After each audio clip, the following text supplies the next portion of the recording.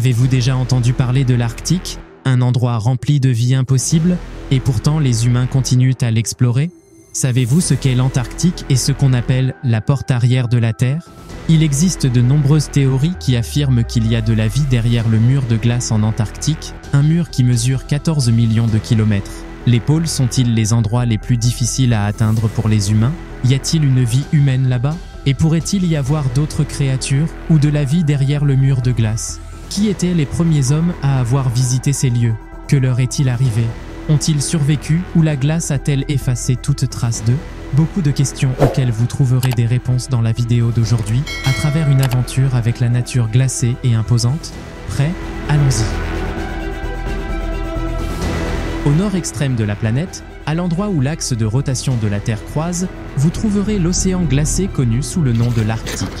Bien que les températures puissent descendre jusqu'à 30 ou 40 degrés Celsius en dessous de zéro, les humains y vivent normalement dans des endroits comme Svalbard.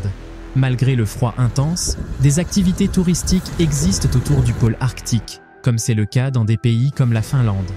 Ainsi, si vous prévoyez une aventure glacée, vous devez savoir que les humains qui vivent maintenant dans l'Arctique et participent à des activités touristiques ignorent que la découverte de l'Arctique a été extrêmement coûteuse dans le passé, et le coût était la vie de nombreux hommes qui ont tenté de l'atteindre avant tout le monde. L'histoire commence en 1845, lorsque le Royaume-Uni prend des décisions cruciales sur l'expansion maritime. C'est alors que la marine britannique chargea le marin John Franklin et 128 hommes, des officiers et des soldats, d'une mission exploratoire qui allait peut-être changer la carte du monde. La mission consistait à découvrir le passage du nord-ouest reliant l'océan Atlantique à l'océan Pacifique. En mai de la même année, le marin Franklin partit à bord des deux navires Erebus et Terror pour affronter l'inconnu. Les navires étaient équipés des dernières technologies de l'époque, comme des moteurs à vapeur et des systèmes de chauffage automatique, et les provisions étaient suffisantes pour 3 ans. Tout était prêt pour le succès de l'expédition, et tout le monde dans l'Empire britannique s'attendait à ce que cette grande mission réussisse. Mais personne ne savait ce que le froid réservait à Franklin et à ses hommes. Les navires ont été vus dans les eaux proches de la Grande-Bretagne jusqu'en juillet de la même année, puis ont disparu sans aucun contact ni trace. Si vous pensez que ce qui leur est arrivé est normal, vous vous trompez. Ce qui s'est passé a été une véritable tragédie. Ils ont été piégés par les glaces dans le détroit de Victoria pendant 1 an entier, incapables de bouger jusqu'à ce que la glace fonde.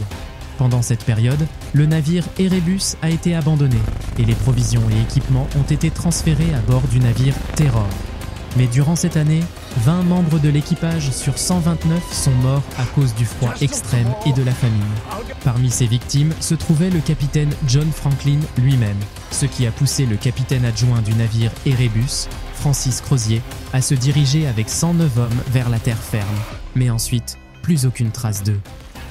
En 1848, la femme du capitaine Franklin a fait pression sur la marine britannique pour lancer des recherches intensives pour retrouver les 2 navires.